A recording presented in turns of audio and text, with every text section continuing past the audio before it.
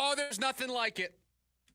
There is nothing like the Thursday edition of the program with a huge, jam-packed, massively important Football Friday of the program tomorrow. Nothing like it.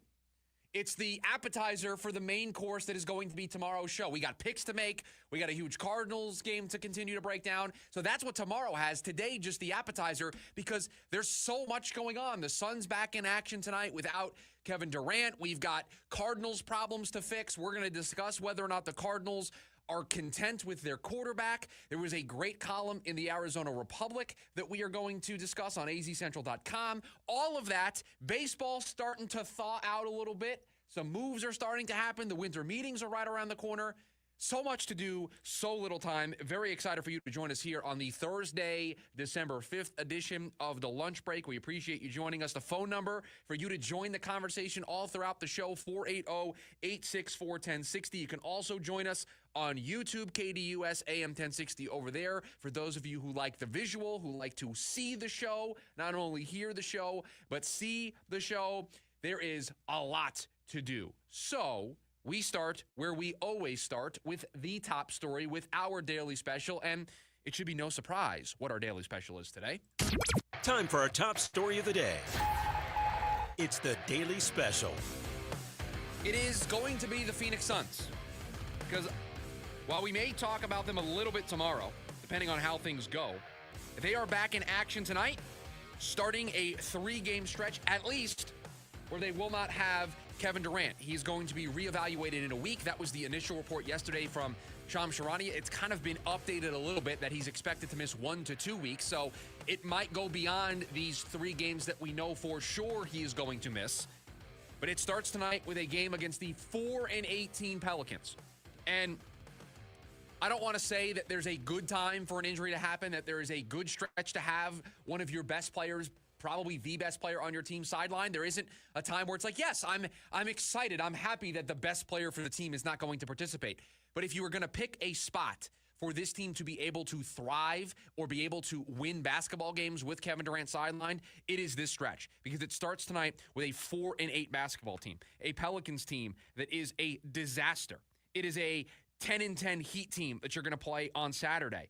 It is, yes, a good Magic team, but a team that you should be able to beat because you have Devin Booker and Bradley Beal. Going 3-0 in this stretch where we know for sure Kevin Durant is going to be sidelined for is absolutely on the table. I think 2-1 for the Suns during this stretch is the minimum that we need to see from them. If you want me to take you seriously, with Kevin Durant out of the lineup, and you still have 2 members of the big 3, you have Bradley Beal, you have Devin Booker, you got to show me something. We've seen 2 games where this group has been out there, and they went 1-1 in that stretch where it has been Booker and Beal on the court together. No Kevin Durant. 1-1, then Beal went down with the injury. We know how that story finished out. 5 straight losses. They went, 1-7 in that stretch, 6 straight losses. They were not very good when both of those guys were out. That is not the case. They will have Devin Booker. They will have Bradley Beal. So they start tonight this 3-game stretch without Kevin Durant. Can they survive this stretch? Yes, the schedule absolutely puts them in a position to, I think, at a minimum, I think the bare minimum this team needs to accomplish over these 3 games is we need to get to, what would that be? I'll do some quick math here. That would be Monday's show. Monday, December 9th. We need to be walking in here, and we need to be talking about a team that went 2-1 without Kevin Durant. Worst case scenario. If they go 1-2 or they go 0-3, I'm going to ask a lot of questions. There's going to be a lot for us to debrief on, because I'm going to play you a quote from Kendrick Perkins. He was on, I believe, the ESPN on NBA or NBA on ESPN show that they do on a regular basis. And this is Kendrick Perkins on that show discussing, in the wake of the news that Kevin Durant is going to miss about a week, maybe 2 weeks, but at least the next 3 games because he's getting reevaluated what would be next Wednesday. This is what Kendrick Perkins had to say about one specific member of the Phoenix Suns. Well, I mean, Malika, look, with KD in the lineup, they look like, championship contenders. With KD out of the lineup, they look like a lottery team. And I'm glad that Shams brought up Bradley Beal, right? He was the piece when they traded for him from Washington that's supposed to move the needle. No, he's not having a horrible year. He's averaging about 17 points, shooting 49% from the field. But this is the time for Bradley Beal to be great and justify why they made the move for him. Remember how we was talking about, oh, they're top heavy. They have a big three, but they can't fill in. Now they didn't fill in the spots. You still have a guy in Devin Booker who's a top 20 player in the league. It's time for Bradley Beal to stand on business. That is what Bradley Beal needs to do. There is nothing about what Kendrick Perkins said right there that I disagree with. Bradley Beal was supposed to be the final piece. You made the big blockbuster trade. New ownership came in, and you made the big blockbuster trade, and you brought in Kevin Durant to pair with Devin Booker. And you felt that you needed one more piece. You needed a trifecta. You needed a big three. In an era of basketball where teams are going with kind of the big two, the dynamic duo, instead of the big three, you decided that you needed a big three. You needed that third piece to help fill out this team. And the person that you went out and got, the person that you thought fit in with Kevin Durant, that fit in with Devin Booker, was the perfect cherry on top to build out this team that you thought could win a championship. That piece was Bradley Beal. And Kendrick Perkins says it. Bradley Beal's not playing terribly. He's not an albatross for this team. But here is the moment for you to step up. Here is the moment for Bradley Beal to show everybody that, yes, Kevin Durant is injured. Yes, I, Bradley Beal, have my own injury history. But in this moment, when we need to have it, when we have a stretch of games that we need to go 2-1 or 3-0, I can step up and show to everybody, at least in this small sample size, why this team traded for me, why this team believed in me, why this team sought me out as the missing piece to their championship contending team. This is the moment. This is the 3-game stretch. We come in here on Monday and they go 1-2, they go 0-3, or Bradley Beal in these 3 games, God forbid, gets hurt, and we're having the same conversations that we've been having for the last year plus, then we are going to be right back to the summer conversations of, should this team have run it back? Where do they go from here? And truly not being able to get behind them. Because I don't blame you for not getting behind this team right now. Do you want to hitch your wagon to a team that you don't know if they're going to be healthy? That you want to ride this roller coaster wave, not knowing what they're going to look like in the postseason? And the scary part is, the thing that should frustrate all of us, and it certainly frustrates me, is look at how good it looks when they are all healthy and together. Look at how good and dominant they are. Look how much fun was that stretch to start the year. We were nitpicking things to try to be like, okay, you're playing great. You're one of the top 2 teams in the West. You're competing for that top seed. Now we can nitpick. Now we can look at those things that are really going to take you over the top. The things that are going to matter in the playoffs, that are going to matter in the postseason to make that championship run. That's fun. That's the team living up to expectations. That's the team following the story of redemption that we told you they could be on this season. And yet here we are, 20 games into the season, past the quarter mark, and I think we are right back where we were at the end of last year.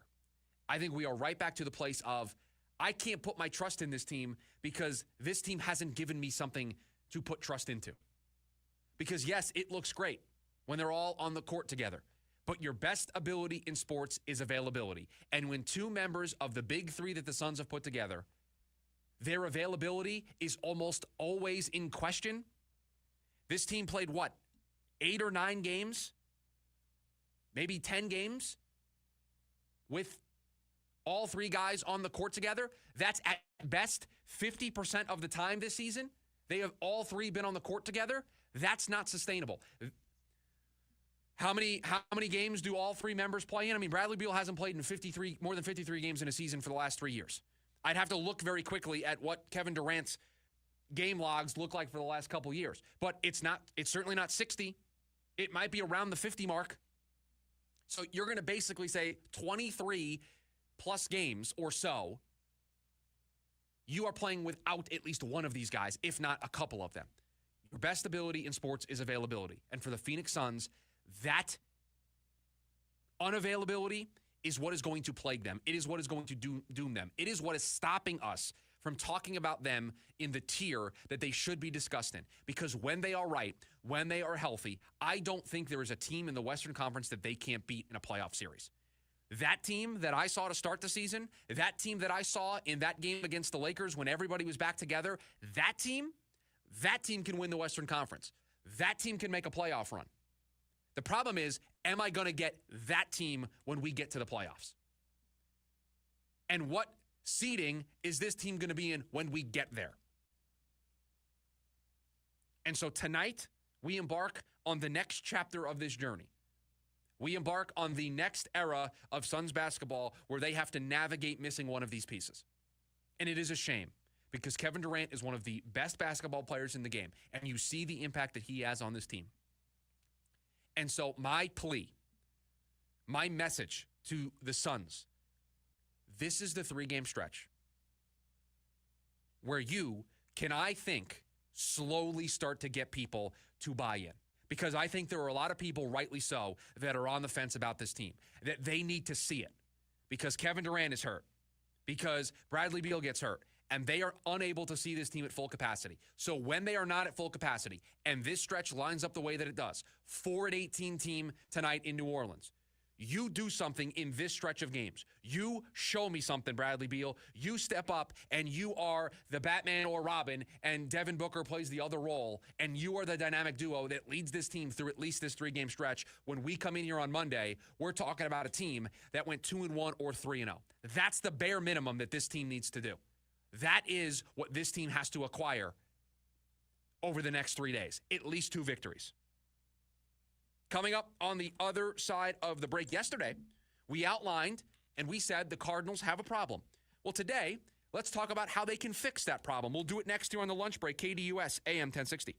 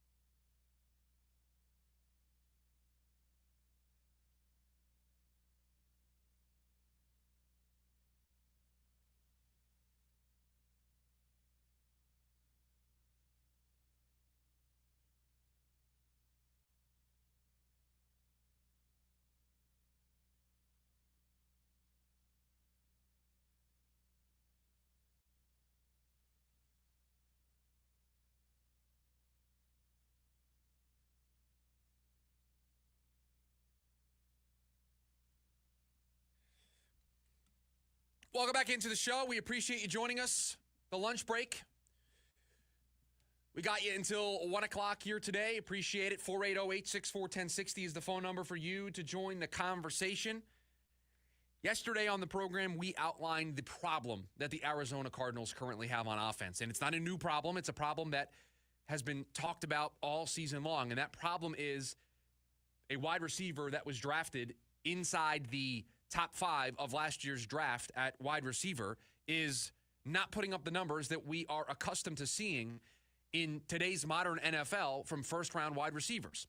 And we outlined the rookie seasons that Jackson Smith and Jigba had last year, Drake London, Garrett Wilson, Jamar Chase, Jalen Waddle, Devonta Smith, just the last couple of seasons. I think we went back the last 3 years of first-round draft pick wide receivers, and we looked at top 10 picks, top 5 picks. We looked at just first-round wide receivers overall, and we just said that Marvin Harrison Jr.'s current output, the pace that he's on, isn't matching up with the likes of Drake London and Garrett Wilson, who had impressive rookie campaigns on teams where all the question marks were about their offenses. And the Jets had Zach Wilson as a quarterback, and the Falcons' offensive identity was all over the place. They didn't utilize these first-round picks properly. Kyle Pitts, Drake London, Bijan Robinson, they've just, over the last couple of years, have just tried to overhaul their offense. And so the fact that Drake London was able to put up the numbers that he was able to put up, the fact that Garrett Wilson was able to put up the numbers that he was able to put up, a 1,000-yard season, why are we sitting here in December when there's meaningful football to be played for the Arizona Cardinals, 13 games in, having a conversation of how do the Cardinals have a Marvin Harrison Jr. problem? How are they unable to get him going? How is it that during a 4-game winning streak, he averaged 4 catches a game for 55 yards, and during a 2-game losing streak, so just over the last 6 games, he averaged a similar output. So win or loss, he's basically been the same player for the last 6 weeks. How is that possible? That was the question we asked yesterday. I am not a radio host that just complains. I am not a radio host that just asks questions without giving them an answer. So yesterday we outlined the problem. Today, let's try to figure out what the solution is. How do they fix this problem? How do they fix a problem that shouldn't be here in Week 14 of the NFL with how important of a game that they're playing on Sunday? And I hate to be the bearer of bad news here is I don't know what the answer truly is. It shouldn't be this difficult. You have a quarterback that you believe in. You have an offensive mind that we all think is very strong, could get some looks this offseason for some head coaching interviews, and Marvin Harrison Jr.'s talent is not in question. I can't look at this and say the Cardinals don't have the quarterback to get him the ball. Now, the pushback would be Garrett Wilson didn't have that problem. Drake London didn't have that problem. But I can't point to the quarterback, albeit the quarterback not playing the best football for the last 2 weeks. But during the 4-game winning streak, this is one of the best offenses in the NFL during that stretch. Kyler Murray was moving up the odds for MVP, moving up the odds for comeback player of the year. So he was playing well during that stretch, and it didn't change the output for Marvin Harrison Jr. So I can't really put it on the quarterback. Can I put it on the offensive coordinator? I think at times they get a little too cute. I think at times they get a little too run happy. But Trey McBride is able to thrive. They're able to scheme up plays for Trey McBride. So what is the blockage here? What is putting us in this situation? And I don't know the answer. Because the quarterback's talented enough to get him the ball. The receiver is talented enough to run the routes and get open. The coordinator is talented enough to scheme up plays. So why isn't this working? Why are we not seeing a Garrett Wilson-like rookie season? Why are we not seeing this is a little unfair, Jamar Chase-like rookie campaign? Jalen Waddle's probably a better example from that draft class. Why are we not seeing that type of production? Why is it that Marvin Harrison Jr. is only projected to get to about 800 yards this season, and there are stretches of time during the season where you forget he's out there? The number 4 overall pick, the first receiver taken. The Cardinals took a skill player. Slam dunk, no doubt, that had to be the pick. They made the right pick. Why is it feel like at times like it is pulling teeth to see Marvin Harrison Jr. be the player that we think he can be? Because the one thing about Marvin Harrison Jr. in the draft process was there were some people out there that didn't think he was the top receiver in the class. There were people who thought maybe it was Rome Odunze or thought it was Malik Neighbors. And the conversation was ceiling versus floor, ceiling versus floor. The thing about Marvin Harrison Jr. was everybody thought the floor was higher than almost everybody else in this draft class. I'm not seeing that floor. I'm not seeing that high floor that everybody's talking about. Now, people thought the ceiling with Neighbors was higher, the ceiling with Odunze was higher, maybe than Marvin Harrison Jr. But the floor, he was supposed to be the sure thing. He was supposed to be the most consistent receiver you were going to see. That's what you were supposed to get. Why haven't we gotten that? Why hasn't that been the case? And I struggle to find an easy answer. And when you can't find an easy answer, I think the place that you go to is it's a combination of all of these things. It's a combination of quarterback, wide receiver not being on the same page. It is a combination of a play caller not doing the little things to get his guy involved early and often. And so if we are going to fix this problem here today, and I'll put that in air quotes because I'm not an offensive coordinator in the NFL. I don't know what the meetings look like. I don't know what the game plan looks like on Sundays. I can watch it with my own two eyes and try to make a generalization from the TV copy. I can try to look at the All-22 and see if there's things. I can try to do that. But to me, the place that this breaks down is I don't think there's enough effort on a consistent enough basis early in the game to find those easy rhythm confidence plays for quarterback and wide receiver. He had 5 catches in the game on Sunday, had 3 catches the week before that, 5 against the Jets, then only 2 against the Bears, 6 against the Dolphins, 3 against the Chargers. Didn't catch a ball against the Packers, but he left that game hurt. 2 against the 49ers. It's all over the place. His average output is close to around the 50-yard mark. I mean, let's just talk since he came back from the concussion. 21 yards against the Chargers, 111 yards against the Dolphins, 34 against the Bears, 54 against the Giants, 47 against the Seahawks, 60 against the Vikings. It's been a little better consistently as of late, but 21 to 111 to 34 to 54, it's just all over the place. And so to me, the simplest answer here, the thing that I think is the easiest place to go to try to fix this, because I believe in the quarterback. I believe in his talent to get Marvin Harrison Jr. the ball. I believe in the wide receiver. I believe in the coordinator.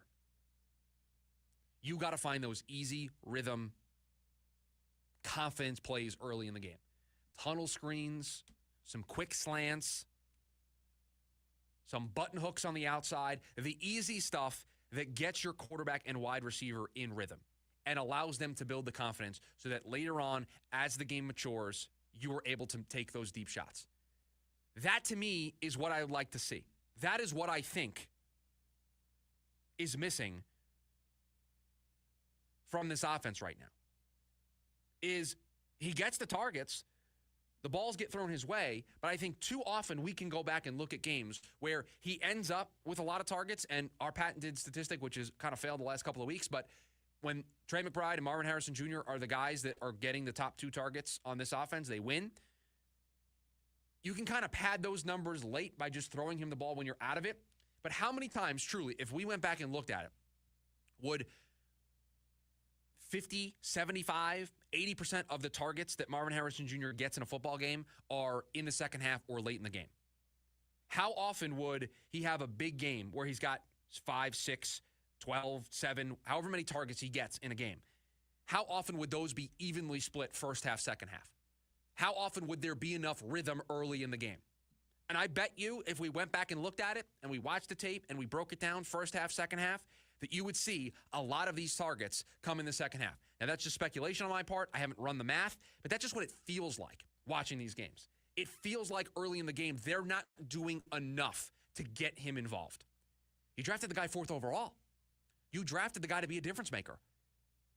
Not just to be a difference maker in the 3rd quarter, in the 4th quarter when you're trailing, or on a gotta-have-it drive. You drafted this guy to be a difference maker so that you're the team with the lead late, that you're the team that's dominating into the second half, that's putting all the pressure on the other team. You drafted him to be a difference maker for 4 quarters, not for 2.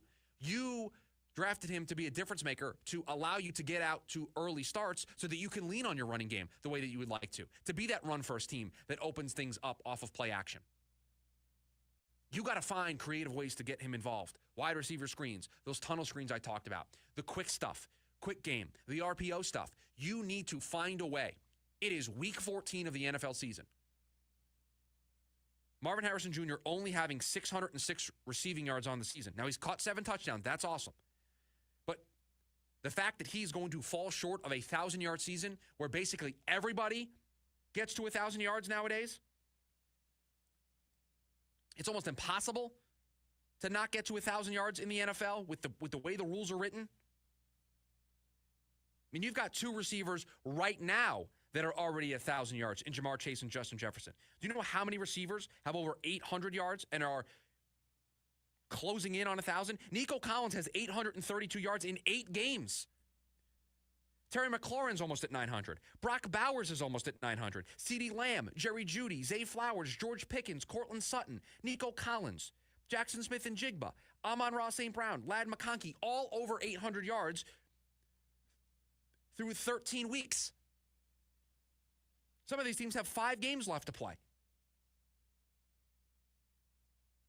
Trey McBride's at 781.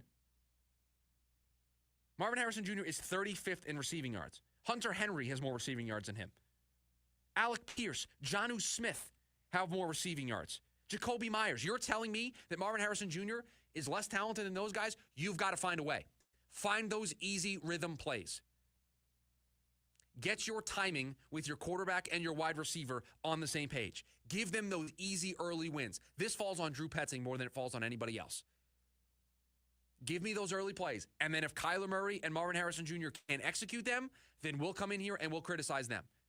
But you have too much talent in your play calling ability. You have too much talent at the quarterback position, and you have too much talent at wide receiver for Marvin Harrison Jr. to have this output through 12 games. We should not be having this conversation going into a must-win game in Week 14 of the NFL season. It should not be a thing. The easy wins are what this team needs to find in the early stages of the game. Get him going early, and then allow him to be the difference maker late. Coming up next, the more things change, the more they've stayed the same. That's next on the lunch break. KDUS AM 1060.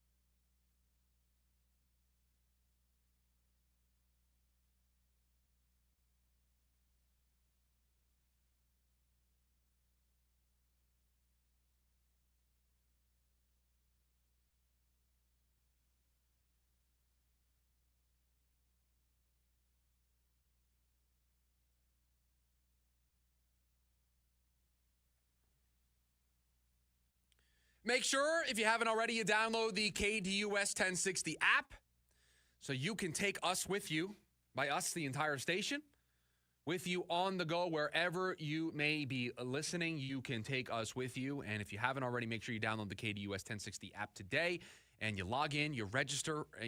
When you're listening, you got your account, you have an opportunity to win some prizes. So a good opportunity for you if you're already listening to maybe have an opportunity to win some prizes. We have another $100 gift card to Von Hansen's that we'll pull on Friday, but you got to be listening in the app to be able to be entered to win that. So do yourself a favor, download the KDUS AM 1060 app here today so that you can get in on that. The more things change, the more they stay the same. Because, listen, I'm 30, but I'm old enough to remember a time where we only had 4 teams that made the college football playoff. I'm old enough to go all the way back to last year when we only had 4 teams in the college football playoff. I'm old enough to go back to the time where we only had 2 via the BCS. I'm old enough to remember all of this. And the landscape of college football has changed dramatically over that time. We have had multiple iterations of this. First, it was the BCS. Then everybody hated a computer making the decisions for them, although now in 2024, everybody uses a computer and AI to decide everything for them. So feels like the BCS was ahead of the curve. Feels like the BCS was a good use case for AI before AI was a thing. But then we had to get out of the business of a computer deciding our lives. So then we gave it to a college football playoff committee, and this committee spanned everybody. This committee had coaches. This committee had former ADs. This committee had the former Secretary of State in it. You named a person, a career, a business. They were involved in the college football playoff committee when it was launched. And at that time, we were deciding 4 teams. We went from 2 to 4, and everybody said, oh, everybody doesn't like the 2-team BCS format. Now we're going to put it in the hands of the people who are watching the games. We're going to also give them the information, and they're going to be able to make the informed decision on who the 4 teams should be to represent college football and play for a college football national championship. It's just going to completely clear the deck of all of the controversy. Well, we went from 2 to 4, and the controversy, just like the number of teams, doubled because the playoff committee showed us that they don't know what they're doing. So then we kind of had to drag them there, but the TV money also helped out a little bit. We expanded from 4 to 12. And all I heard, as somebody who was a staunch criticizer of the college football playoff committee when it was 4 teams, all I heard when we went to 12 was, Chris, this is going to solve all your problems. You're going to have nothing to complain about. They're going to let everybody in. You're going to get the group of 5 representation that you think the sport deserves. There are not going to be these fringe use cases of a team having a strong strength of record or strength of schedule and maybe not playing in their conference championship or playing in their conference championship, but their conference championship not being valued as much as others. All of those one-offs that you champion, that you complain about, it's going to solve all of that for you. It's going to clear the deck of all of the controversy.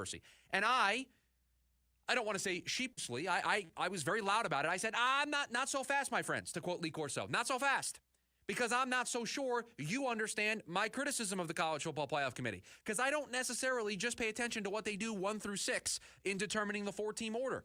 I have been the first to say, pay attention to what they do outside the top 6, because it's a roadmap. It tells you exactly how they are operating when it gets to the top 6.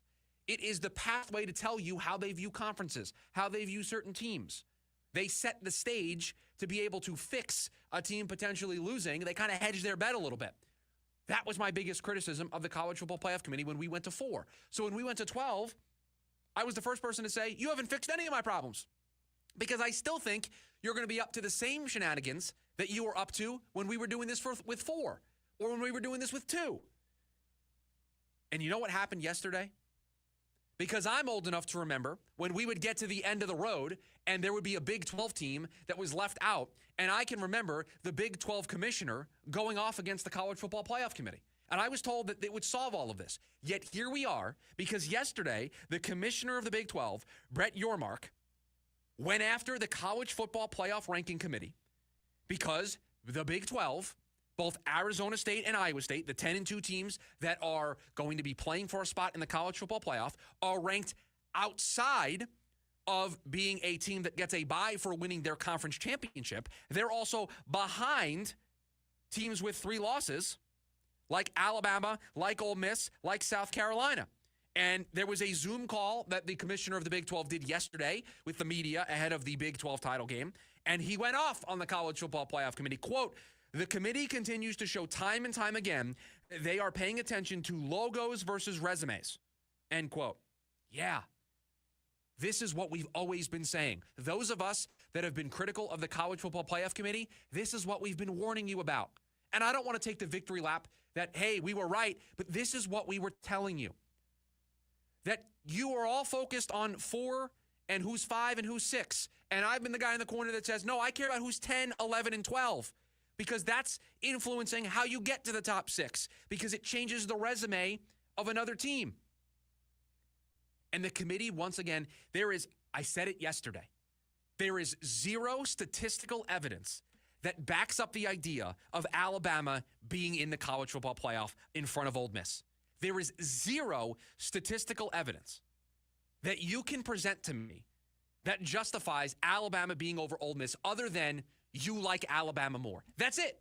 And I would have so much more respect for the College Football Playoff Committee and the chair, who, unfortunately, whoever they nominate to be this chair has the terrible job, even though they're getting paid a lot of money probably to do it, that they have to try to explain this. And because it just changes every week and because the logic is inconsistent, this person just has to take all of these shots, has to take all of these questions and not really have a good answer and just get criticized over and over and over again for it.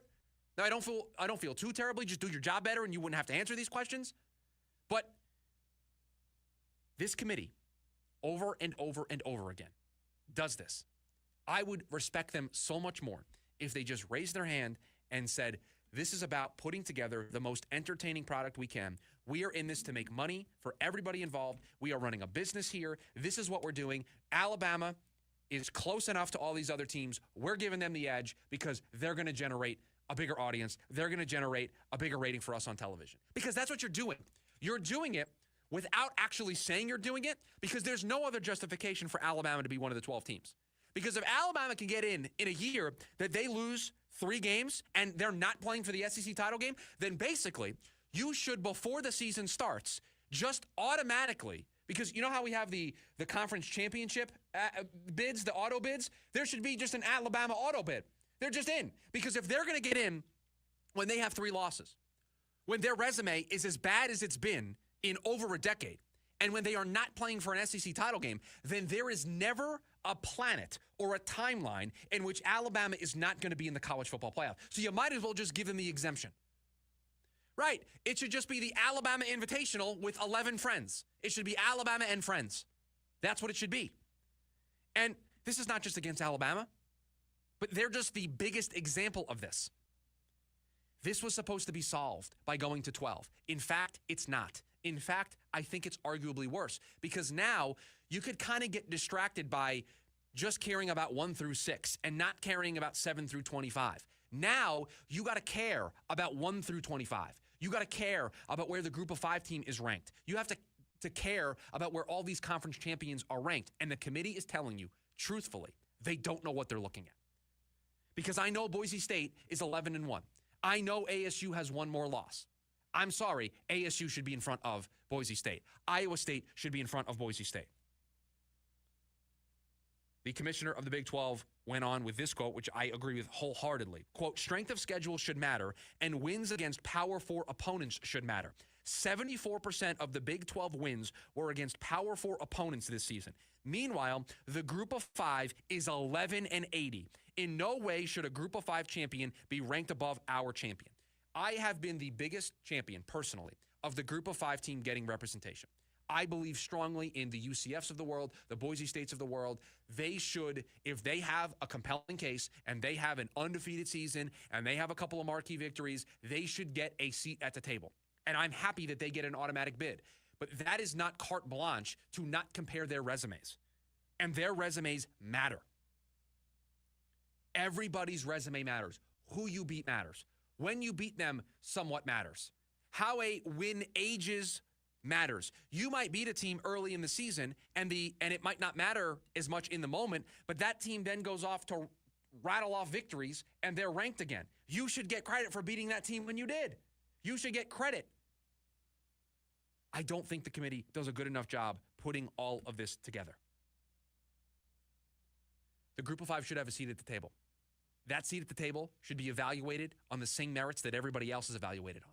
And truthfully, what we are seeing here is there are no merits to evaluate everybody fairly because the College Football Playoff Committee just makes it up as they go. So you win on Saturday and Boise State loses, this all takes care of itself. ASU will get the bye week. If they don't, I'm just warning you now, they are not going to put ASU in front of Boise State. If they didn't do it before Saturday, they're not going to do it after Saturday. They are just not going to do it. ASU is going to be the 11 or 12 seed, and they're going to go on the road and have to play in a hostile environment in their first-round matchup in the Big 12 playoff and the college football playoff. That's what it's going to be. That's what it's going to be. Wrap up hour number 1 here on the other side. They start on Monday. Is that where things will start for the Arizona Diamondbacks? That's next on the lunch break. KDUS, AM 1060.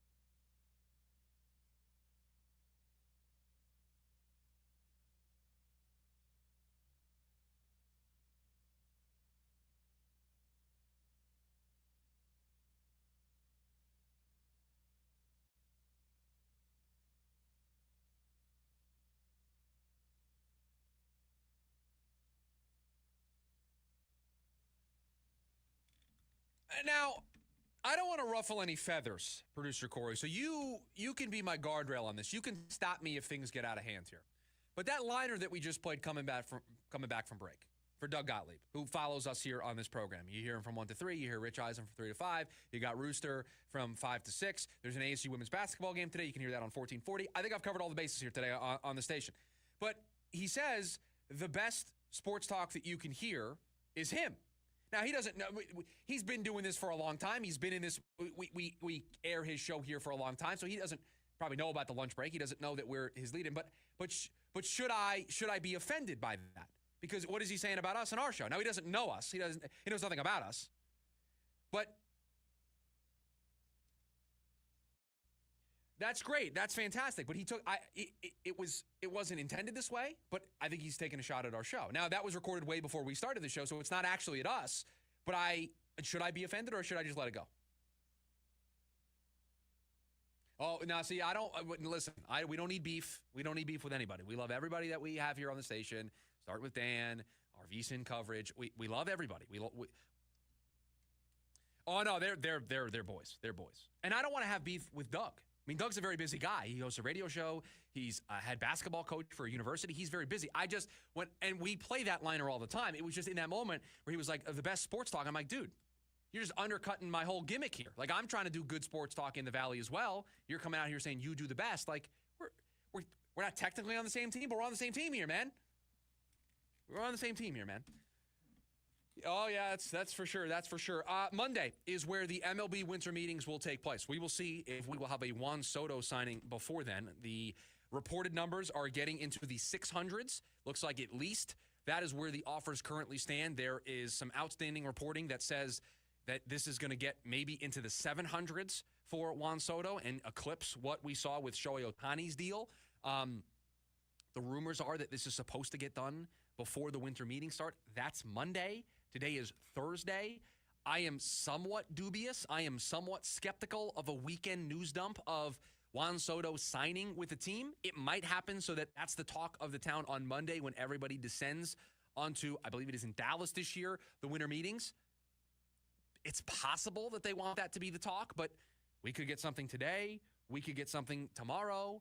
Maybe we get something over the weekend, but we are getting close to a resolution here for Juan Soto, and that will open up a lot of other opportunities. A major signing today happened in baseball. Now, when I say this signing out loud, you're going to be like, Chris, what do I care? Let me explain, and maybe you can see why it matters. Luis Severino signed a 3-year, $67 million contract with the I almost had to put a dollar in the jar. I almost called them the Oakland A's. The Sacramento A's, or just the A's, whatever they're being called, signed a 3-year, $67 million deal. It is the largest guarantee given out by the franchise. The annual average value of $22 and change million a year for Luis Severino, nearly, just his contract, nearly doubled the entire A's payroll.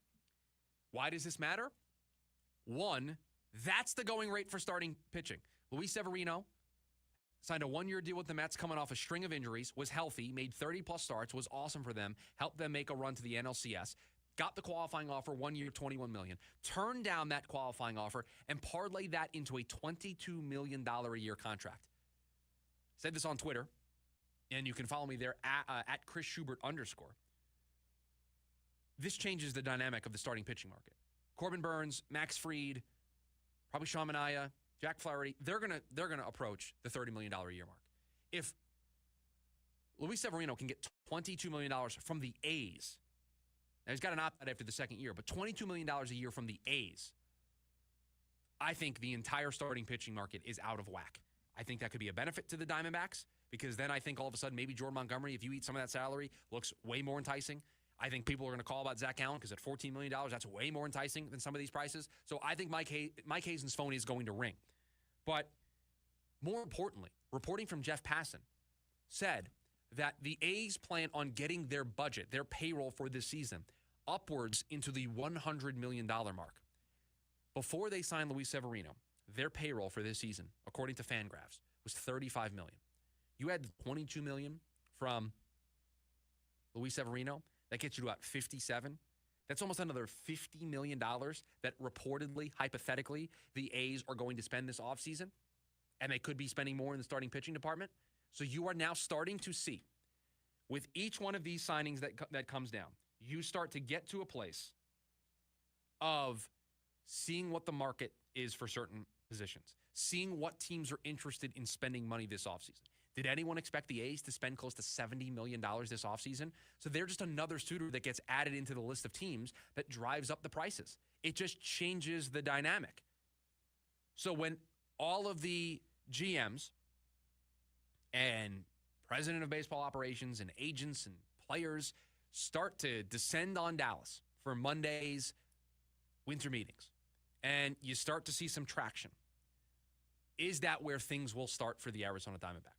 Because you're starting to see the market on the starting pitching side materialize. I think the relief pitching market is kind of getting there, but we're still far away. Biggest name so far, Aroldis Chapman, got close to $11 million. Okay, not enough of the big names. Haven't seen Tanner Scott come off the board. Haven't seen Jeff Hoffman come off the board. There are still those big names out there that haven't signed to really level set that market. So that market, not so much. Starting pitching, some names are starting to come off the board. Blake Snell, Luis Severino, Frankie Montas, and it's giving us a gauge of where that market's going to be. Hitters, everything's waiting on Juan Soto. But the Arizona Diamondbacks, the shopping list remains the same. First base, DH, outfield. Offense, offense, offense. That is the priority for Mike Hazen this offseason. He's probably already having conversations. They'll continue to happen starting on Monday, but that is the priority for this organization. Offense, offense, offense. Last year, this organization led the majors in runs and on-base percentage. They were second out of all 30 teams in average and OPS. They were fifth, top 5 in home runs. In this offseason, Christian Walker is a free agent. Jock Peterson is a free agent. Two of the pieces that helped lead an offense in runs and on-base percentage. Second in average and OPS. Fifth in home runs. Those two guys are hitting the free agent market. You had one of the best offenses in Major League Baseball last season. Two of the members that helped you reach those numbers, that helped you have one of those offenses, are hitting free agency. You have to replace those guys. Pavin Smith can't be your opening day first baseman. I don't think Jake McCarthy can be in your opening day starting outfield. You need to get players to replace what you are losing offensively. Could it include a reunion with Christian Walker? Could it include a reunion with Jock Peterson? Absolutely. Bringing those guys back is on the table. I don't think it's likely. I don't think it's likely that Christian Walker's price tag matches up with what the Diamondbacks will be willing to pay. I think Christian Walker is looking at $25 million a season or more. I think $375 is very much possible for Christian Walker. I don't think the Diamondbacks are going to want to swim in those waters. So you're going to have to look elsewhere for first base. And maybe it's a platoon situation, and you try to play the splits, and you try to have that flexibility in your lineup. Or maybe you go out and you get a reunion with Paul Goldschmidt. Or you look at a veteran like Carlos Santana. Maybe you do that. Tyler O'Neill in the outfield, or as your DH. There are options still out there. That market has not started to thaw yet. And so maybe that's why there is crickets from the Arizona Diamondbacks. Offense, offense, offense is the name of the game. And offense, offense, offense is the side of this market that hasn't moved yet. The pitching is moving. Fried and Burns, I think, are dominoes that will fall shortly after Soto signs, because that market has already started to materialize. Teams that miss on Soto might pivot to go towards pitching, and then I think those dominoes fall relatively quickly. The Diamondbacks, I don't think, are playing in those waters. I think they need to add another starter, but they're not shopping, I think, at the top end of the market. Although, like we said, the market is right now inflated a little bit. I think everybody is getting more than expectation. I think Severino got more than expectation. Montas got more than expectation. Snell got more than expectation. Everybody has gotten more than we thought or the contract projections said they were going to get. There is a premium right now, a priority on starting pitching, and you're seeing that in the price. You're seeing that in the dollars teams are willing to dish out to get starting pitching help. That puts the Diamondbacks in a pretty advantageous situation if they want to listen on some of their cheaper than market starting pitchers. If they're willing to field those phone calls, they might be able to turn what is a surplus for them into a situation where they don't have to spend money in free agency to go get offense, offense, offense. They can maybe acquire it via a creative trade. So it's been quiet. Part of me is disappointed by that. Part of me understands it, because there's not a name that I thought the Diamondbacks should be interested in that has come off the board, and we're annoyed that we haven't heard the Diamondbacks doing anything. I'm not there yet, but it is quiet. And at some point they need to strike, because they have a list. There is a grocery list that Mike Hazen has to achieve. Hopefully, starting on Monday, they get closer and closer to making those signings. And we are in full on Twitter refresh era. Because now that moves are starting to happen and we know the Juan Soto thing is looming, it is every couple of minutes you have to check to see if anything's happened. You have to check to see if anything is close to happening, if there's movement, if there's a new rumor. if there's a new trade that is happening. We have reached that point of the baseball cycle. It is other than when they're playing the games, my favorite time of year is hot stove season, especially around the winter meetings, because you just have so many people in such a confined space. You have all these reporters, stuff leaks out. We're gonna hear from these GMs. We're gonna hear from these agents. We're gonna hear from these reporters. There is going to be a lot to get into. And hopefully starting on Monday, the Diamondbacks start swimming in those waters as well. Hopefully they start getting involved and we start seeing some activity because they have a lot to replace. They had an offense that led the league in runs and on-base percentage last year. And two of the players that helped them reach those numbers are free agents that they need to replace. They don't have ready-made in-house options that can immediately match that production. They've got to find it from somewhere. Maybe after Juan Soto signs, they'll be able to start patching up this lineup. Hour number 1 of the show in the books. We'll go back into the Suns in hour number 2. Some Big 12 season awards have been given out. A good one for ASU, potentially a snub for ASU. We'll get to all of that. Some more on the Cardinals as well. Hour number 2 of the program next here on KDUS AM 1060.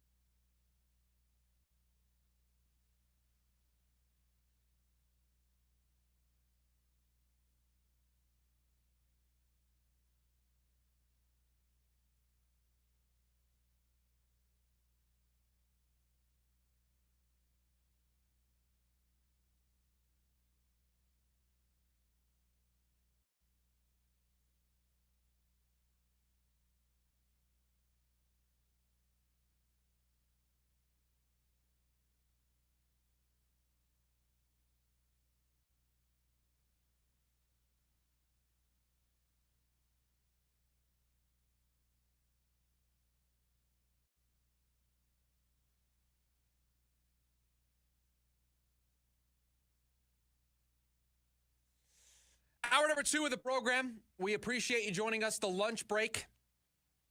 480-864-1060 is the phone number. We've got you for one more hour here on a Thursday edition before a monumental Football Friday edition of the show. We've got a Big 12 championship game to break down tomorrow.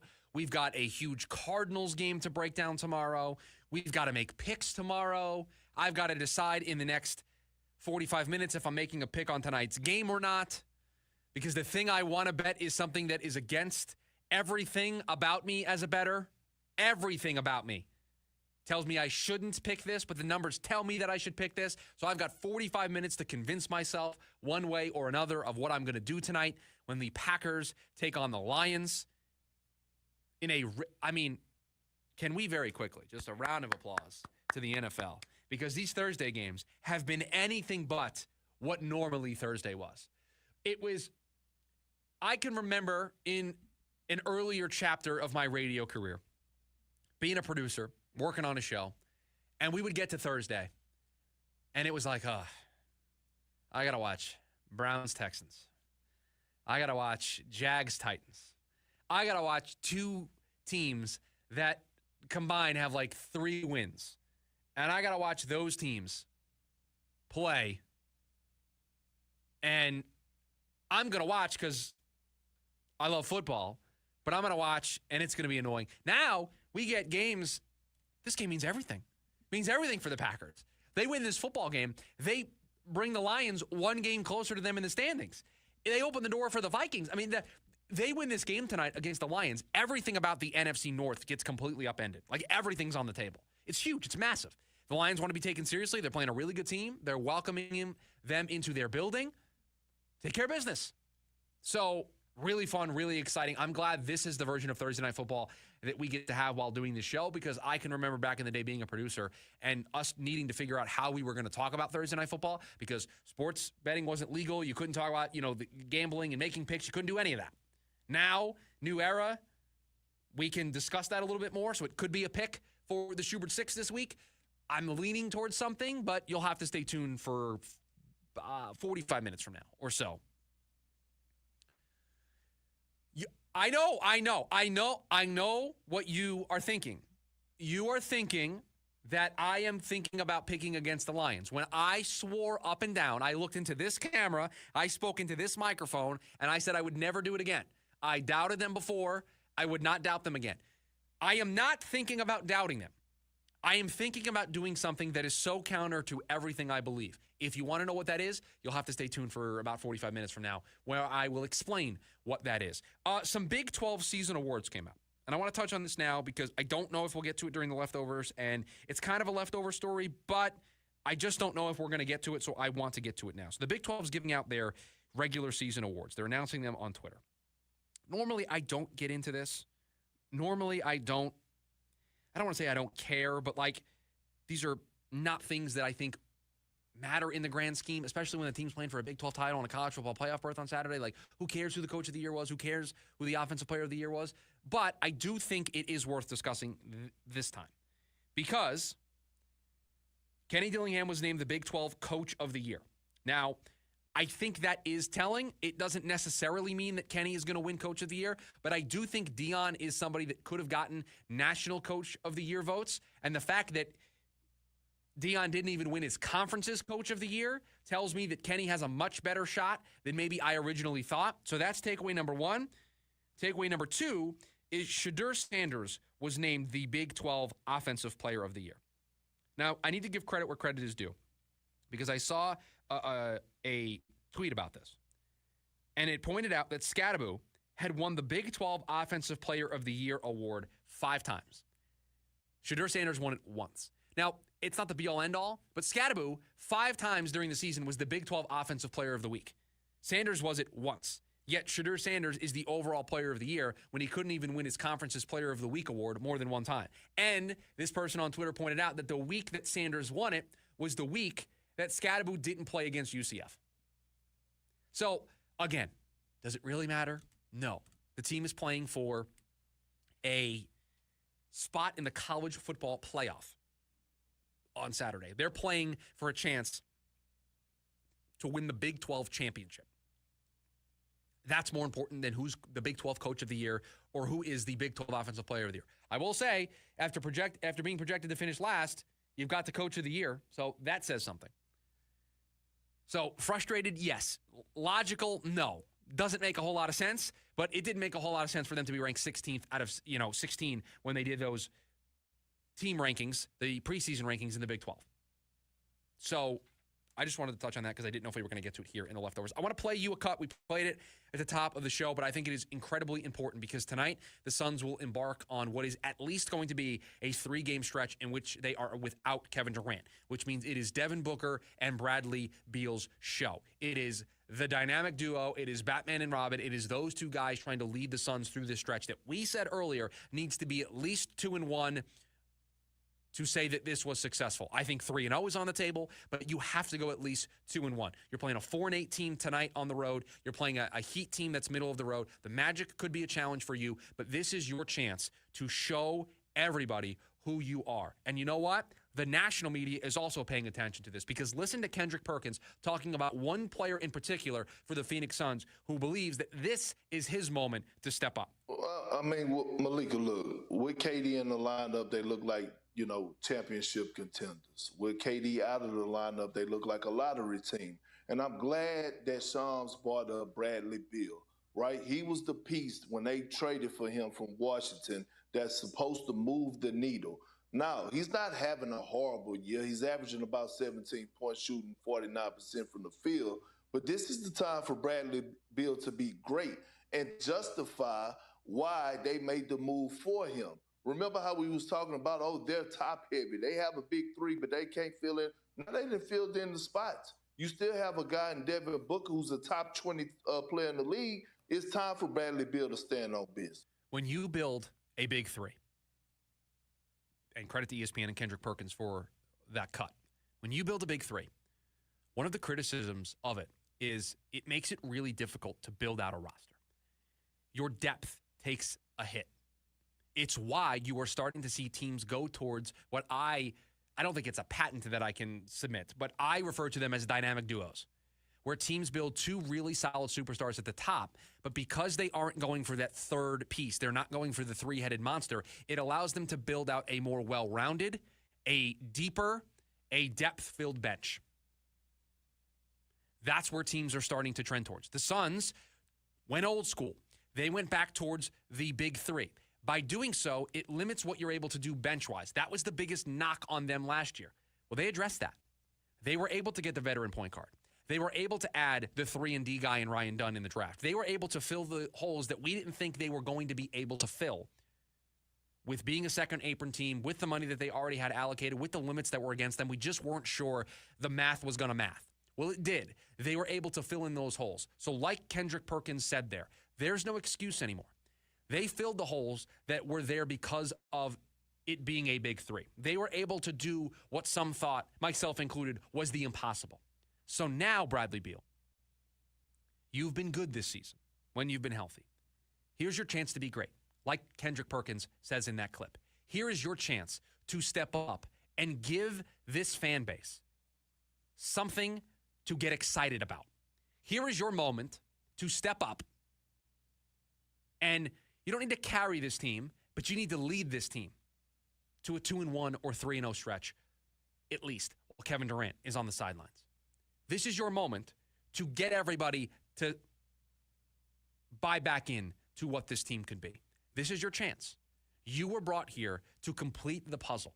And while it is not going to be a completed puzzle that takes the floor here tonight, you were brought in here because there was a belief in you as a player. Here is your chance to back that up in a big way. This season so far, the team is 1-1 when Kevin Durant is out and Bradley Beal and Devin Booker play. They're the dynamic duo. They are 1-1 this season. It is a small sample size. You're going to add 3 games to it. It starts tonight with a 4-18 team. So if we get to Monday and we talk about a team that checked that box, that got to 2-1, maybe went to 3-0 without Kevin Durant and the reevaluation point that is next Wednesday. If you do that, I think there will be some fans that breathe a sigh of relief. You are going to give us something to talk about on Monday, so where we can come in here and say, okay, we asked you to show me something. You showed me something. You accomplished the task. Without Kevin Durant, you thrived. You survived. You did what was needed. You stepped up. Or we could come in here on Monday and they went 1-2, or they went 0-3, or another injury popped up for Bradley Beal, or this team once again didn't meet the expectations and didn't meet the barometer that we set for them to show us, to prove to us, to give us something to say, no, this year is different. Because so far, there's been a lot of, this feels very similar to last year. And I think what makes it hurt even more this year is I think they look way more impressive when it is all healthy, when it is all clicking at 100%, than it did last year when it was all clicking at 100%, when everybody was healthy. It looks more dominant this year. It looks like Western Conference Finals level of play. It looks like they got the coaching decision right. It looks like running it back was the correct move when it is at its max, when everybody is healthy, when it is at 100%. Like Kendrick Perkins says in that clip, when Durant is healthy, they look like a championship contender. When he's not, they look like a lottery team. Hey, Devin Booker. Hey, Bradley Beal. Don't look like a lottery team over the next 3 games. Look like a team that can survive without Kevin Durant so that when he does come back, you're healthy enough to be that Western Conference championship team that we think you can be. On the other side, are the Cardinals content with their quarterback play? I'll explain that next here on the lunch break. KDUS AM 1060.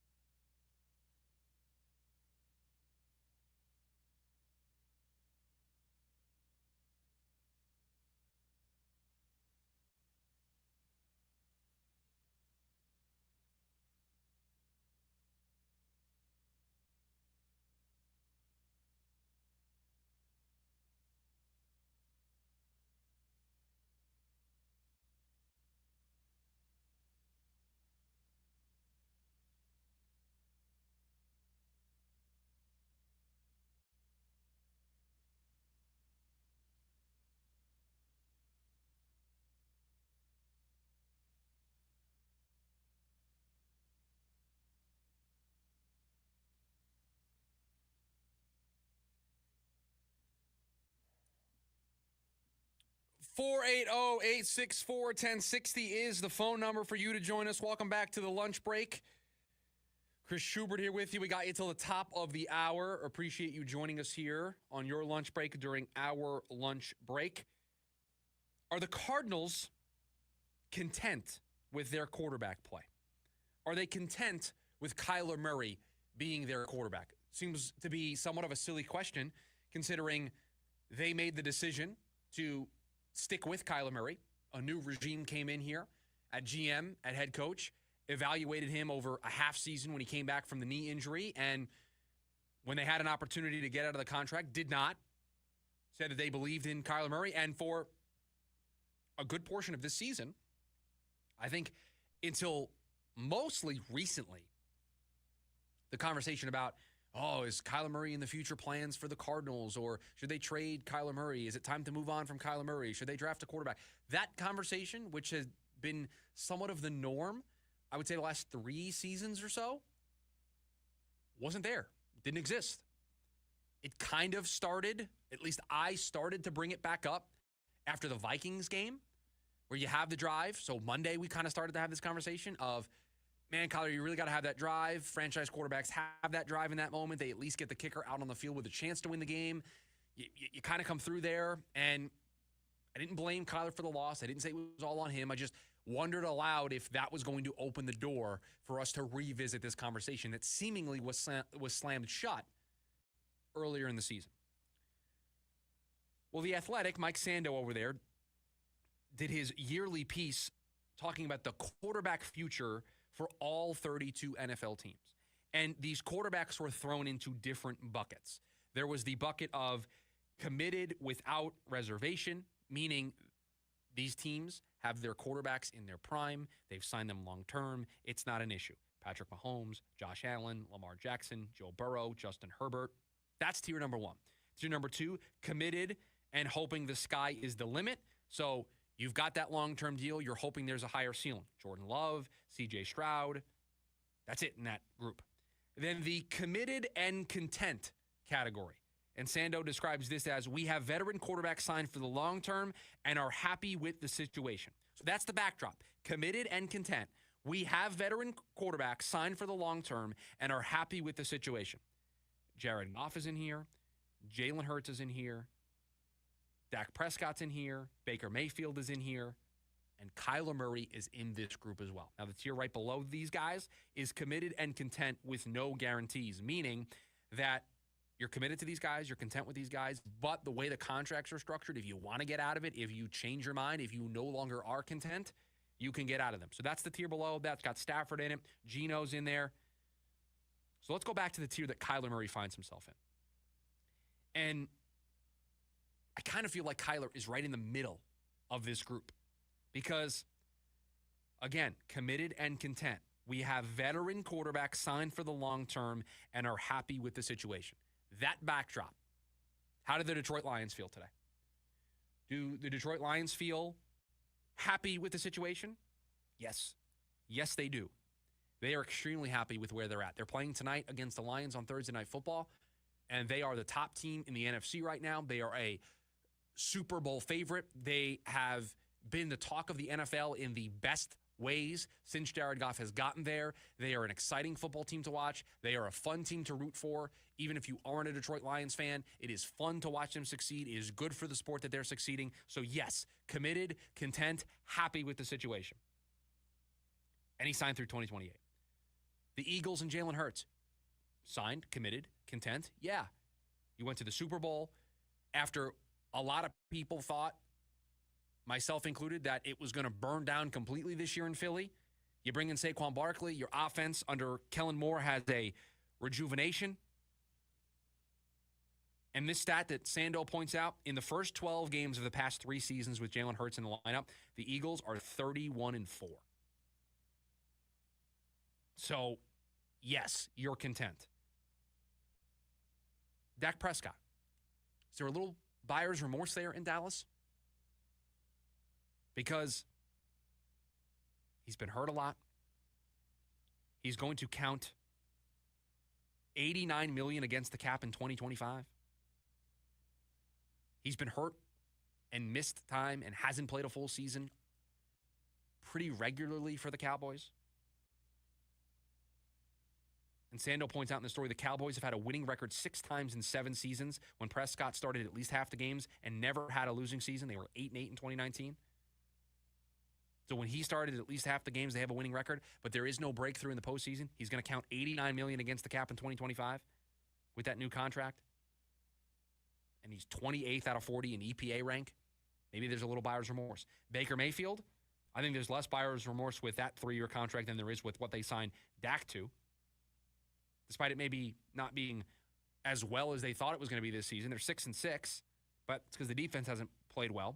Mayfield, career highs through 12 games in passing yards, touchdowns, passer rating, EPA per play, or per pass play. He's been awesome. Where does Kyler Murray fit in here? Is Kyler Murray in the Jared Goff, Jalen Hurts bucket?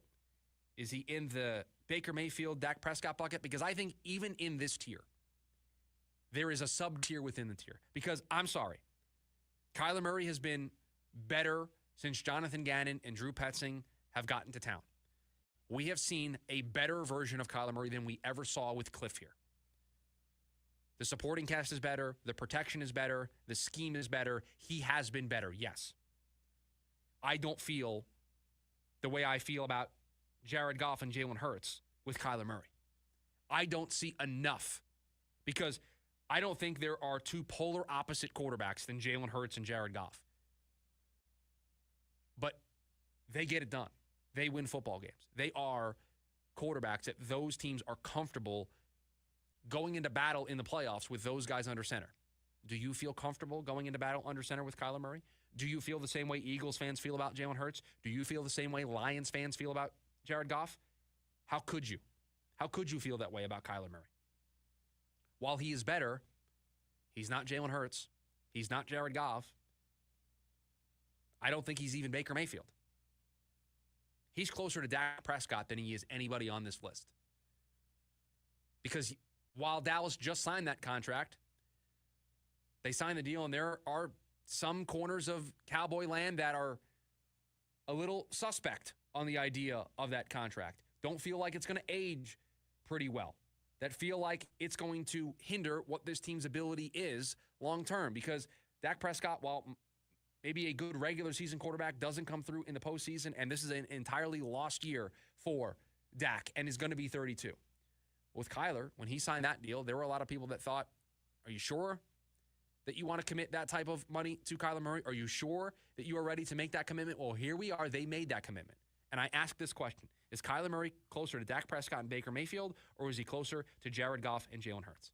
Because the Cowboys have a quarterback. They've signed him long-term, and I think there are a lot of people that don't feel like they're going to ever see the Cowboys play in an NFC Championship game or Super Bowl with Dak Prescott under center. And I think there are people that, while they understood why the Bucs did it, don't see the Bucs returning to the Super Bowl like they did with Tom Brady. The Lions, Super Bowl aspirations with Jared Goff this season. The Eagles, Super Bowl aspirations with Jalen Hurts this season. With the way those two teams have played, they are the top 2 teams in the NFC. They are Super Bowl contenders. The Cowboys aren't. The Bucs aren't. And right now, if you had to put the Cardinals in one of those 2 buckets, the bucket that you would put them in is the bucket where the Cowboys and the Bucs currently sit. Now, could Kyler continue to get better? He signed through 2028 just like Hurts and just like Goff. And could he get into the bucket of being Jared Goff and being a quarterback that isn't going to overwhelm you, isn't going to wow you, not Mahomes, not Herbert, not Allen, not Burrow, not any of those guys, not Lamar, but is good enough and is in a system that allows him to thrive and allows you to be a contender in your conference, a contender for the Super Bowl? Yes, I can see us being on that path. But right now, I don't think we're there. So committed, yes. Content, yeah. That's probably a pretty fair word to use to describe this current quarterback situation for the Cardinals. I don't think anybody is overjoyed by it, and I don't think anybody is really, truly in a rush to move on from it. Content is the exact word I would use to describe the Arizona Cardinals quarterback situation. But it can go one of 2 ways. You could become incredibly positive about it, or depending on how the rest of this season plays out, depending on how this run ends this year, We may no longer be content. We may be having some tough offseason conversations. We're not there yet. We will see. But so far, Kyler Murray closer to Dak Prescott and Baker Mayfield than he is Jalen Hurts and Jared Goff. Coming up on the other side is Saturday and the Big 12 championship game going to be as good as it gets for the Sun Devils? I'll explain next in the lunch break. KDUS AM 1060.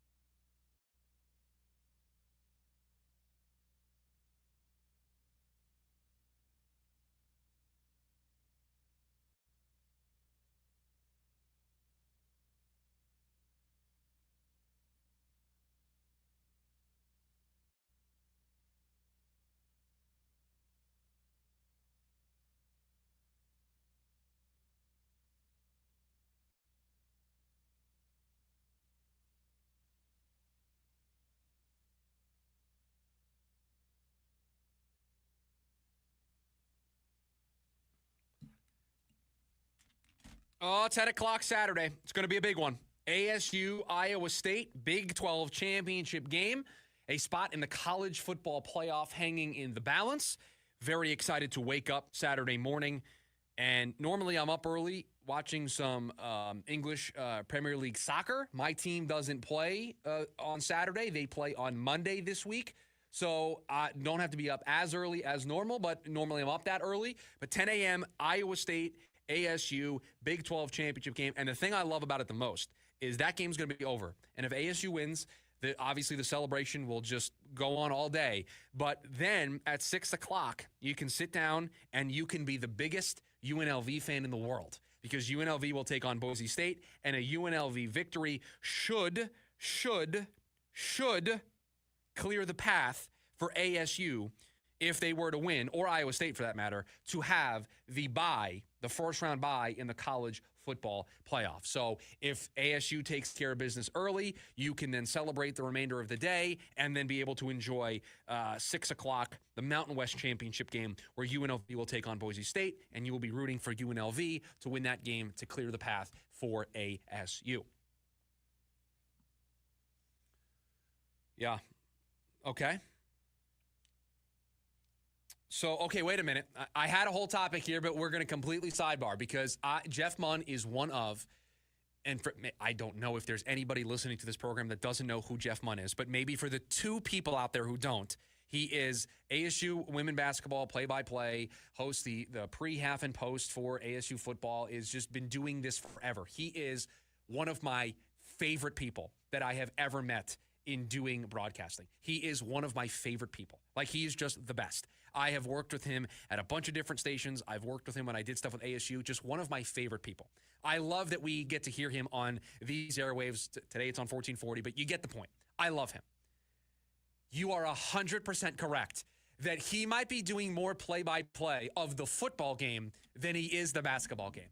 It is 100% on the table that he is going to have the game on like a tablet, paying attention to it. It is absolutely on the table.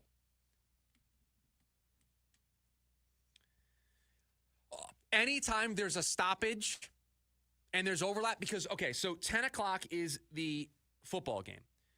Women's basketball pregame starts at 11:15. He might spend the whole pregame talking about what's going on. It's certainly possible. And then every stoppage, every timeout during the women's game, there will be a brief, hey, here's what's going on at AT&T Stadium.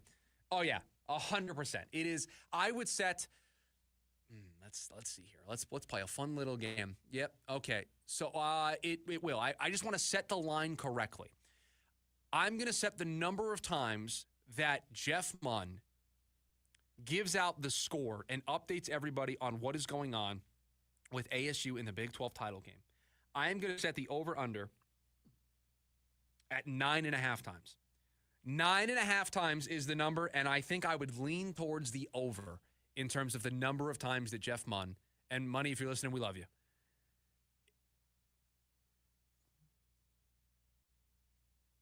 So you would take the under on my 9.5 then. You think I've priced it too high. You think I've given.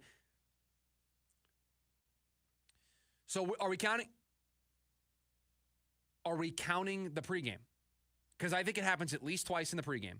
And then I think it happens at least once a quarter. That's 6. Halftime's another 2. That's 8. I just need 2 more somewhere randomly, something happening. And no. So here's what I want 0 influence. So if he's listening, okay. But if he's not listening, I want 0 influence. And I want you to keep track for me on Saturday, because you can hear that game right here on KDUS AM 1060, pregame starting at 11:15. ASU women's basketball in action. They're also in action later on today. That game, pregame starts at 4:30 today on 1440. So please, do me a solid. Do not tell him. Do not give away what we are thinking here. I will set the number at 9.5. I'm taking the over. You're taking the under. Speaking of that game that we think Jeff Munn is going to give a bunch of updates on Saturday, ASU football, Big 12 championship game, they take on Iowa State. There was a column written on azcentral.com by one of my favorite writers to read in this market. I love Greg Moore for the Arizona Republic. Somebody who, in my vast radio career, I've been fortunate enough to have as a guest on a bunch of shows. I think he's incredibly insightful. I think he's very thought-provoking. I think he is the perfect description of what a columnist should be in 2024. You got to be thought-provoking. You're going to poke the bear. You're going to say controversial things. You're going to have hot takes, but that is what you do as a columnist. And so he wrote a column yesterday in the Arizona Republic titled, "Not Buying ASU Yet. Enjoy My Apology to Kenny Dillingham. This is as good as it's going to get." And Greg Moore talks about how he was on the fence about Kenny Dillingham, didn't think it was a good hire, wasn't sold on him, and it took all the way until they beat Utah for him to get on board with Kenny Dillingham. And while he made good on his promise for an apology, he was not ready to go as far as to say that they're going to win on Saturday. In fact, he said the complete opposite, and he said that this is as good as it is going to get for Arizona State University. And I appreciate the column, and I love the thought-provoking nature of it. I love the poking of the hornet's nest. I love everything about it. And again, all the credit in the world to Greg. Again, I've had him on as a guest before on shows that I've worked on. I think he's great. I think he's super insightful. But he put out a column, and this is basically my version of a column. So I am going to react to his column and say, why should I feel going into Saturday that this is as good as it's going to get for Arizona State? What about this run makes you think it is a one-and-done possibility? If you want to point to the way college football is right now and how difficult it is to have sustained success unless you are a powerhouse, unless you are a blue blood, you can make that argument. We can have that conversation. But there was nothing in Greg's column that pointed that out. In fact, I think there's everything about this program that is pointing to the opposite. You have an athletic director that is embracing NIL, that is embracing the direction that the sport is going into, that is from here, believes in this university, has worked in this market, understands this market from his time working with the Diamondbacks. You have a head coach who isn't looking to use this as a launching pad for a big-time job. This is the big-time job for him. He's an alum of the university. He wants to make this a powerhouse. There is no real, true, looming thunderstorm cloud hovering over Sun Devil Stadium that Kenny Dillingham is going to depart for a big-time Power 2 job in the SEC or the Big Ten. It's always a possibility, but because of who Kenny is, because Kenny is from here, went to high school here, went to college here, is Arizona State University in every sense of the phrase, there is no cloud hanging over the university in that way. He believes in the players. He's a good coach. He is what you want as a coach in football in 2024. He is an offensive mind, a gifted offensive mind. He got Sam Levitt to come here. He has attacked the transfer portal in a way that I don't think this program has done since its inception. The recruiting and the going into Texas and going into California and really, truly having a plan, and everything that Kenny Dillingham has said so far, every single thing he has said at a podium has been exactly what the team needed to hear, what the program needed to hear, what the fans have needed to hear. There is nothing inauthentic about Kenny Dillingham. And to me, in college football in 2024, you want to keep guys via NIL, you want to keep guys in your program, you want to build something sustainable, you need to be authentic. If you are not authentic, if you are not real, if you are not telling it straight up, Kenny pulls no punches. He sits in front of the podium and says, this is fun, everybody. Is everybody having a good time? Is everybody enjoying what they're seeing? Good. If you want it to continue, we got to raise money. We got to have the NIL dollars to compete on that stage. He pulls zero punches. So why should I feel that the guy who pulls zero punches, that has the full support of the university, the organization, the upper brass, that is saying all the right things, that is doing all of the right things, that is ahead of schedule, why should I think for a second that this is as good as it gets? I'm the first person to raise the hand and say, don't think about the future. You have to worry about the present. You have an opportunity now to do something special. Do something special. But I don't think this is the only time we are going to have a season where ASU is competing for a Big 12 championship under Kenny Dillingham. I do not think this is the only time that is going to happen. And so to me, this is not as good as it's going to get.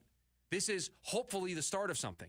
But there is nothing that Greg points out in his column that is out there as tangible proof to tell me that this is just a flash in the pan. The only thing you can point to is that ASU has done this in the past, that this is what ASU does.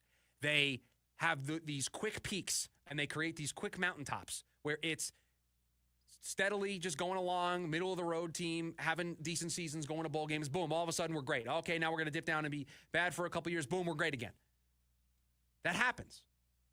You would be telling me that the reason why you think that is going to be the case with this team is because you are associating with this AD, with this coach, with this coaching staff, with these players, stuff that they weren't around for. Coaching staffs that are no longer here, ADs that are no longer here, players that are no longer here in a different, evolving college football landscape. The only thing that you could realistically say to me as a reason why this is only as good as it's going to get is because you think that this regime is just like all the other regimes. And I'm sorry, there is nothing about the way Kenny Dillingham operates that is the same as Herm Edwards, that is the same as Todd Graham, that is the same as the last couple of coaches and ADs that have been here running this team. This is different. Now, they have to prove me right. Greg could end up being right. I could end up being right. The beautiful thing about this is he's put his column out in the ether. I've given you my presentation here, my column via these airwaves. We now will see over time who is right. But I'll take my side of the bet any day of the week right now with the way Kenny Dillingham is operating.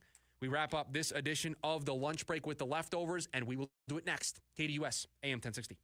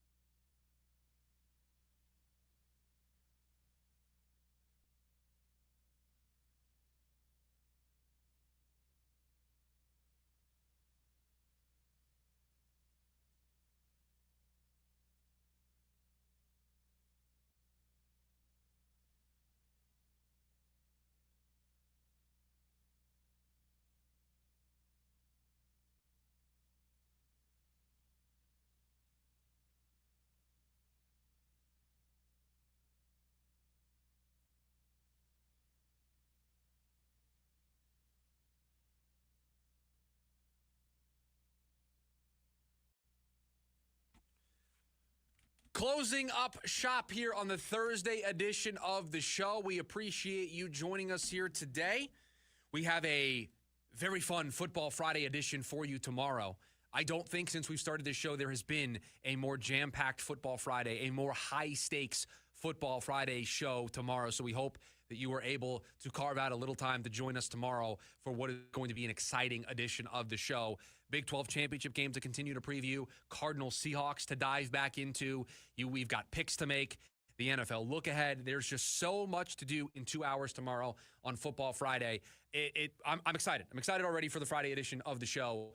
And so we hope that you are able to join us tomorrow. We've got a football game tonight. We have the Detroit Lions taking on the Green Bay Packers. The 11-1 Detroit Lions taking on the 9-3 Green Bay Packers. The Detroit Lions, who are attempting to win their franchise record 11th straight game tonight by beating the Packers to move to 12-1, to basically eliminate the Packers from contention in the NFC North and basically make it a two-team race. And this game is in Detroit. It is inside Ford Field. So the 27-degree game time weather doesn't really matter. I'm not worried about snow flurries or freezing conditions. I'm not worried about that. We're inside. Well, I am thinking about making a play in this game. So this game opened at -3, Detroit -3. It is now up to Detroit -3.5. The total opened at 51.5. It is still at 51.5, and there is a laundry list of injuries in this game.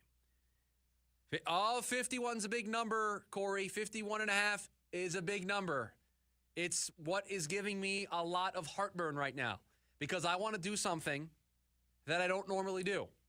And it's because that I want to do something that I don't normally do that I want to do the complete opposite. There's a lot of injuries in this game. The Lions' defensive line just decimated. Josh Pascal, out. Levi Onwuzurike, out. DJ Reader, out. Taylor Decker on the offensive line, out. You've got just injuries all over the place for the Lions. The Green Bay Packers, they got Jair Alexander out. Edgerrin Cooper, linebacker, out. Corey Ballantyne, out. Just defensive injuries all across the board. The weather, not a factor. You've got a Detroit Lions team that has 3 members of their defensive line. Onwuzurike, Reader, Pascal. See, I knew I would get his name right the second time. Struggled the first time. That's going to make a blooper reel, but we got it the second time. Right. Well, that's fine. 3 defensive linemen out for the Lions. 2 corners out for the Packers. So, originally when I saw this game and I saw this big number, and you got 2 teams that love to run the football. You got Josh Jacobs on one side. You've got David Montgomery and Jahmyr Gibbs on the other. These teams love to run the football. And you've got these injuries up front for Detroit, which means it might be easy to run the football. It might be easy to control the clock. And I saw the number at 50, and my immediate gut reaction was we were going to make a huge play, and we were going to take the under. We were going to make it a big, massive play. I'm changing my mind. And we are going to make our 3-point play this week the over 51.5. I believe that even though these 2 offenses want to run the football, and it's what they want to do as a team, you've got 2 really good quarterbacks that can sling it. You got Jordan Love, you got Jared Goff.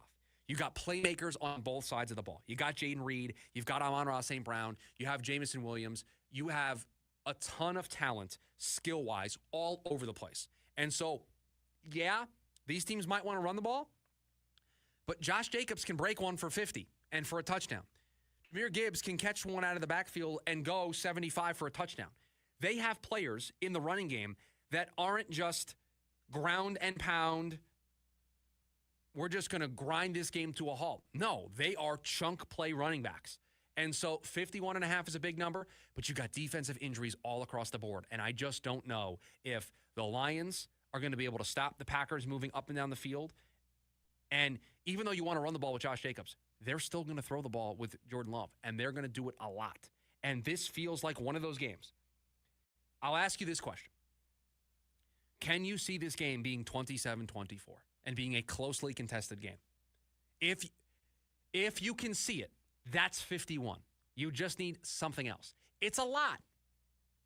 I'm not going to shy away from the fact that it is a lot. It's why it's not a 6-point play. It's why it's not a 5-point play. It's why it's not a 4-point play. But I am not going to be a coward that on Thursday Night Football has a little 1-point play for the Schubert 6. If we're going to do it, it's going to be at least a 3-pointer. It's at least going to hurt tomorrow when we come in here to do the picks if we lost. It's going to sting a little bit. But I just look at the defensive injuries that are on both sides. I look at the offensive skill players that both teams have, and I see this game being 31-21 gets us there. I foresee enough touchdowns being scored. Now, this game's going to probably end up being 20-6, and I'm going to look like an idiot, and we're not even going to be close. And I did this last week on Thanksgiving with the Lions, and I had to sweat it out. But this is a high-stakes game for both teams. The division is on the line for the Packers, a loss, and it's basically over for them in that regard. They need this game. It's going to have a playoff-type feel. The weather's not a factor. The Lions are better at home than they are on the road. Their offense thrives inside. I fully expect us. We're going to sweat it out, okay? We're not going to comfortably get to 52. It's going to be a sweat. But I think we get to the over. I don't feel comfortable Detroit minus 3.5 because I do think there's a path for the Packers to win the game. And so I didn't like that. So I was not going to take the spread. I was debating the under earlier because of the team's running games, but I just look at the injuries that these two teams have defensively, and I just don't know where the stops are going to come. So even if you run the football, I just think you're going to be so successful at it that they're going to be quick scoring drives, and this is going to be somewhat of a track beat. So we have Jeff Munn over 9.5 mentions of the score on Saturday. That is not an official play for the Schubert 6, but we have a 3-point play of Packers-Lions tonight, over 51.5. I'm nervous. I'm already nervous, and we've locked it in as a 3-point play for. That's true. I can't undo it now. I've locked it in as the 3-point play. So we are either going to get to Friday. We are either going to get to the Football Friday edition of the show 1-0, continuing our hot streak after we went 4-2 last week. One of our 2 losses was betting a Lions over, so looking for a little redemption here. Or we're going to be 0-1, and we are going to have 3 points completely flushed down the toilet. That is what is in front of us on Sunday, or tonight, going into tomorrow for Sunday. I mentioned it a little bit ago in the end of hour number 1, but we had another signing in Major League Baseball. No, not Juan Soto. Luis Severino and the A's reached a 3-year, $67 million deal that has an opt-out after 2 years. It is the largest guarantee in franchise's history. The A's giving Luis Severino $67 million guaranteed. They're going to play in Sacramento for the next 3 seasons before going to Las Vegas. So $67 million for Luis Severino. If he plays out the entirety of the contract, he will be doing it in Sacramento, California. Won't even get to see them play in Las Vegas. Before this 3-year, $67 million deal, the most money they have given out in a deal was 6 years, $66 million that they gave in an extension to Eric Chavez in 2004. In free agency, the most money they gave out was $30 million for Billy Butler. So this is more than double the biggest free agent contract that they have given out. It was 3 years, $30 million for Billy Butler. They gave out a 3-year, $67 million deal to Luis Severino, who threw 182 innings coming back from an injury and the New York Mets trip to the NLCS. He parlayed that into a 3-year, $67 million deal. Folks, the price for starting pitching is way more expensive than we thought it was. And I think that could be a good thing for the Diamondbacks because I think Mike Hazen's phone is going to be ringing pretty regularly, and it is going to be teams checking in on their entire rotation. Hey, you interested in paying down a little bit of that Jordan Montgomery deal? Hey, you interested in moving Zach Gallen? Brandon Pfaadt available? Merrill Kelly available? I don't know if teams will call Eduardo Rodriguez, but they might. Mike Hazen's phone is going to be buzzing if it isn't already. $22+ million for Luis Severino. Frankie Montas got $17 million a season. Matthew Boyd got $14.5 million a season. That is the going rate for starting pitchers. What is Corbin Burns going to get? Yusei Kikuchi got $21 million. Blake Snell got $31.3. Corbin Burns is 2 years younger than Blake Snell and is much more reliable. Blake Snell got $31.3. Corbin Burns might touch $35. What's Max Fried going to get, who's $31? He's going to get probably very similar to what Blake Snell got. The starting pitching market is about to explode if it hasn't already. Teams are willing to spend a little bit more than we anticipated to sign starting pitchers, reliable, dependable starting pitchers, or just really any starting pitcher. Because Luis Severino was good last year for the Mets, but he has an injury history. Last year was his first fully healthy year in 3 seasons, and he parlayed that into $22.3 million a season, $67 million guaranteed. Even if he stinks for the next 2 years, he's going to opt into the third year of that deal, and he's going to make $67 million guaranteed. The A's just gave out the most money they've ever given out to a free agent by more than double, the most money they've ever given out in a deal in their franchise's history, and they gave it to a 32-year-old pitcher, a 31-year-old pitcher, coming off his best year in a really long time. And they gave him $67 million guaranteed. The Diamondbacks are positioned, if they want to, if this is one of the creative avenues that they want to exploit to make their team better, they can trade some of their starting pitching that is going to come in way lower than these numbers. I mean, let's just very quickly do the math here to close the show about what these guys are making. You got Merrill Kelly, who's getting paid $7 million this year. Jordan Montgomery, $22.5. Eduardo Rodriguez is getting $20. You've got Zach Allen, who arbitration is estimated to get $14.1. Kyle Nelson, $800,000. Brendan Pfaadt, not even eligible for arbitration at 26 years old. You don't think that these phone calls are going to happen? You don't think that Mike Hazen's phone is going to ring quite a bit to see if Merrill Kelly is available? If Zach Gallen is available? Of course, those phone calls are going to take place because there are teams that are not going to want to dish out that type of money for starting pitchers. So they'll look for cheaper, more cost-controlled options. It's whatever the Diamondbacks' appetite is to make those moves. We'll keep an eye on it. Winter meetings start on Monday. Doesn't mean they can't do something between now and tomorrow for us to talk about tomorrow, but winter meetings start on Monday. That is going to do it for us here on the Thursday edition of the show. Really excited about tomorrow's show. We hope you join us for a jam-packed Football Friday edition of the program. We appreciate you making this a stop during your day today, during your lunch break on our lunch break. We will talk to you tomorrow for the Friday edition of the show. See you, everybody.